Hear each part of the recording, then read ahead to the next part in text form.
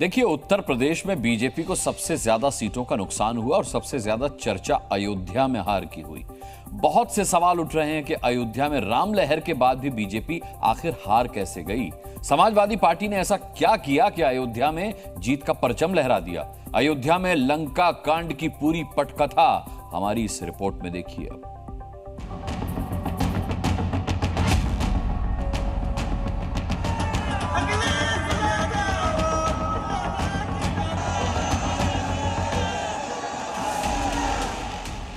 राम लहर के बावजूद अयोध्या में बीजेपी की नैया पार नहीं हो सकी, क्योंकि यहां से जीत के लिए समाजवादी पार्टी ने ऐसा समीकरण बिठाया जिसने बाजी पलट दी।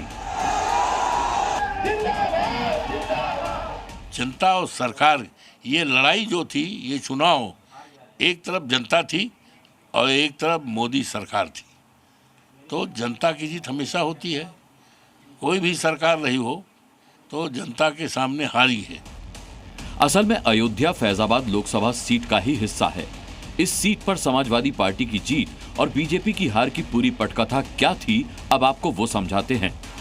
समाजवादी पार्टी ने अवधेश प्रसाद को टिकट दिया, जो कि पासी हैं, जबकि अयोध्या सीट पर 3,50,000 पासी मतदाता हैं। इस सीट पर समाजवादी पार्टी पासी, मुस्लिम और यादव वोटों को एक मुश्त हासिल करने में कामयाब हुई है। अयोध्या में मौर्य, निषाद, पाल, कोरी का एक बड़ा हिस्सा भी समाजवादी पार्टी की तरफ गया। बीजेपी सांसद लल्लू सिंह के संविधान बदलने वाले बयान से एससी और ओबीसी वोटर बीजेपी से छिटक गया। चुनाव से पहले अखिलेश यादव ने राजा राजीव सिंह के बेटे को एसपी में शामिल किया। इससे दरियाबाद विधानसभा का पासी, कुर्मी और कोरी वोट समाजवादी पार्टी को मिला।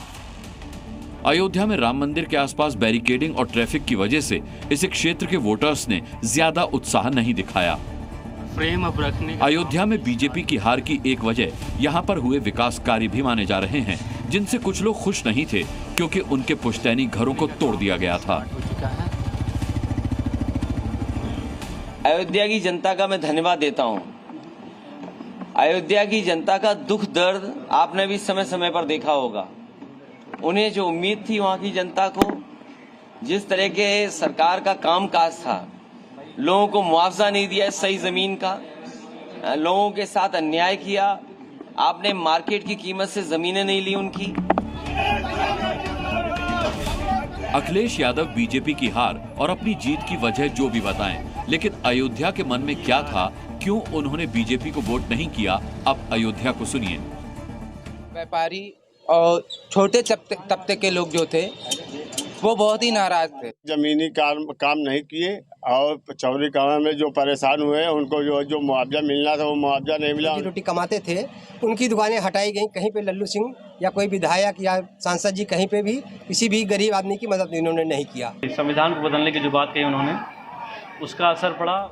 अयोध्या में बीजेपी की हार को लेकर देश में राम भक्त नाराजगी जाहिर कर रहे हैं, लेकिन लोकतंत्र में सभी को अपनी पसंद का नेता चुनने का अधिकार है और अयोध्या के लोगों ने अपनी पसंद का नेता चुन लिया है।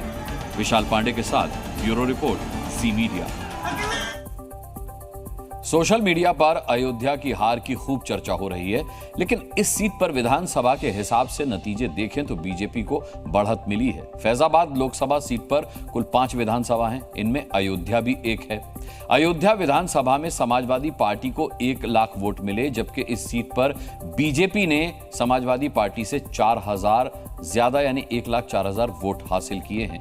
बीकापुर विधानसभा की बात करें तो समाजवादी पार्टी को 1,22,000 से ज्यादा वोट मिले, जबकि बीजेपी को 92,000 से कुछ ज्यादा वोट मिले हैं। रुदौली विधानसभा में एसपी को 1,04,000 और बीजेपी को 92,000 से ज्यादा वोट मिले हैं। मिल्कीपुर विधानसभा में एसपी आगे रही, यहां समाजवादी पार्टी को 95,000 से ज्यादा वोट मिले, जबकि बीजेपी को 87,000 वोट मिले हैं। दरियाबाद में समाजवादी पार्टी को 1,31,000, वहीं बीजेपी को 1,21,000 वोट मिले हैं। और इस तरह देखा जाए तो अयोध्या क्षेत्र में बीजेपी को हार नहीं मिली है, बल्कि फैजाबाद सीट के दूसरे विधानसभा क्षेत्रों में बीजेपी को नुकसान हुआ है और कुल मिलाकर इस सीट को बीजेपी हार गई। चलिए आगे बढ़ते हैं। समाजवादी पार्टी के अध्यक्ष अखिलेश यादव अब दिल्ली की राजनीति में एक्टिव होते दिख रहे हैं। यूपी के कन्नौज से सांसद चुने जाने के बाद दावा है कि अखिलेश लखनऊ से ज्यादा दिल्ली पर ध्यान दे रहे हैं। दिल्ली में नई पारी शुरू करने की वजह क्या है? इसका एक जवाब यह है कि अखिलेश को दिल्ली से बड़ी उम्मीदें हैं। साथ ही इंडिया गठबंधन में उन्हें खुद के लिए नई संभावनाएं दिख रही हैं।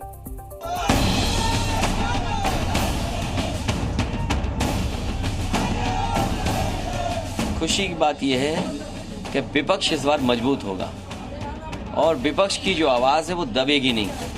विपक्ष की आवाज को बुलंदी से उठाने के लिए अखिलेश यादव दिल्ली आ गए हैं। दिल्ली पहुंचते ही अखिलेश ने अपनी एक्टिविटी बढ़ा दी, विपक्षी नेता होने की जिम्मेदारी निभाई, बड़े मुद्दों पर सरकार को घेरा और साथ ही इंडिया गठबंधन को भी उम्मीद का रास्ता दिखाया। अग्निवीर व्यवस्था तुरंत खत्म होनी चाहिए। सरकार को स्वीकार करना चाहिए कि उनकी गलती है कि उन्हें अग्निवीर जैसी व्यवस्था नहीं लानी। सरकार में बहुमत नहीं हो तो बहुत लोगों को खुश कर करके सरकार बनानी होती है। सरकारें जब खुश करके बनाई जाती हैं तो कोई और खुश कर देगा तो उधर चले जाते हैं लोग। अखिलेश के बयान का मतलब साफ है कि बीजेपी ने आज जिन सहयोगियों को खुश किया है, भविष्य में इंडिया गठबंधन भी उन्हें खुश कर सकता है और शायद इसी तैयारी के लिए अखिलेश ने दिल्ली को अपना ठिकाना बना लिया है। आज सुबह सवेरे ही अखिलेश का दिल्ली दरबार शुरू हो गया। टीएमसी सांसद और सीएम ममता बनर्जी के भतीजे अभिषेक बनर्जी से उन्होंने मुलाकात की। साथ ही टीएमसी नेता डेरेक ओब्रायन भी उनसे मिलने आए। इन मुलाकातों का एक मतलब ये निकाला जा रहा है कि अखिलेश लंबे वक्त के लिए दिल्ली आए हैं। लखनऊ से आ रही खबरों से भी दिल्ली की लोकेशन कंफर्म होने के पक्के सबूत मिल रहे हैं। ऐसी खबरें चल रही हैं कि यूपी विधानसभा में अखिलेश यादव के चाचा शिवपाल यादव नेता प्रतिपक्ष बन सकते हैं।